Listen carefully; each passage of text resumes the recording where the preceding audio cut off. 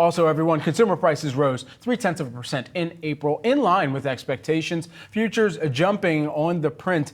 And for more on the latest inflation data, we're joined by Gregory Daco, who is the EY chief economist, and Peter Tchir, who is the Academy Securities head of macro strategy. Great to have you both here with us. Just want to get broad strokes reaction. Greg, I'll start with you. Well, I think generally speaking, inflation is moving in the right direction. We had this softer than expected headline CPI print. Core was in line with expectations. If you look at the underlying inflationary dynamics, they still point towards disinflation. It's a little bit slower than we had anticipated at the start of the year, but that momentum is still in place. You're still seeing the fundamentals of slower consumer spending growth that is adding to disinflationary pressures. And I think this recent retail sales report, while not alarming, does show that consumers are exercising a little bit more scrutiny. That's generally disinflationary. I think that disinflation momentum will continue. We'll probably hit an inflation plateau over the summer and into the fall, but nonetheless, the underlying disinflationary forces are still very much in play. Peter, what do you think? We have the futures reaction right now. We are certainly starting to see a surge here on the heels of this print that we got on CPI, also that retail sales number. But what do you think this tells us just about how worried investors are about this possible reacceleration of inflation and the fact that this report actually starting to ease maybe some of those concerns?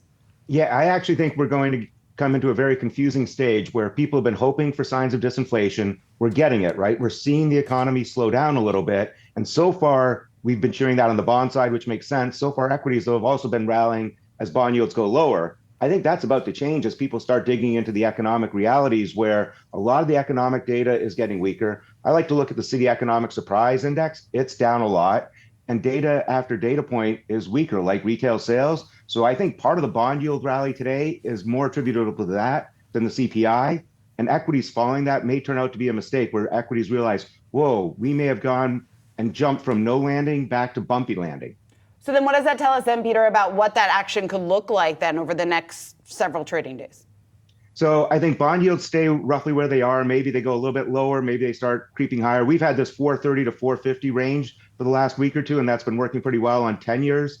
So I think that settles in. I think equities kind of go through this, rally that we're getting. Then people start looking around, who buys it for me? Who buys next? Then they start worrying about NVIDIA earnings. And I think you see stocks roll over a little bit. It's not going to be a hard rollover coming into NVIDIA, but I think you see that start slowing down as people question the state of the economy. And the only last, kind of wrench to throw into this whole equation is you are starting to see some commodity inflation, right? Everyone's talking about copper, things like that. Do you start running into this risk of stagflation? It's not my base case, and I would have completely dismissed it about a month ago. I don't think we can dismiss it anymore, especially after we added some new tariffs yesterday. Greg, I'm not going to ask for your comments on NVIDIA, though, if you want to talk about generative AI, which I know we have before, you're more than welcome. I'll put this question to you, though. One of the huge things that we question coming into this report is if this was going to be a report that ultimately changed the mind of the Fed one way or the other going into either September, which is still the earliest case for which we could see a cut, or December. Does this change their calculus tremendously?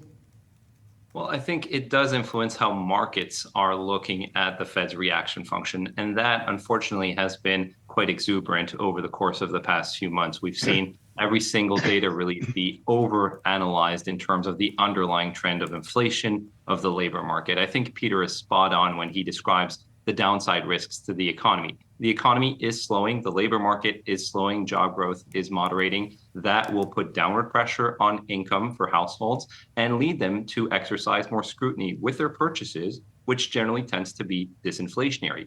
Energy prices aside, we have continued to see disinflationary forces in terms of slower final demand, in terms of reduced markups. We saw that in yesterday's PPI data, in terms of moderating wage growth, and still moderating rent inflation pass-through into CPI.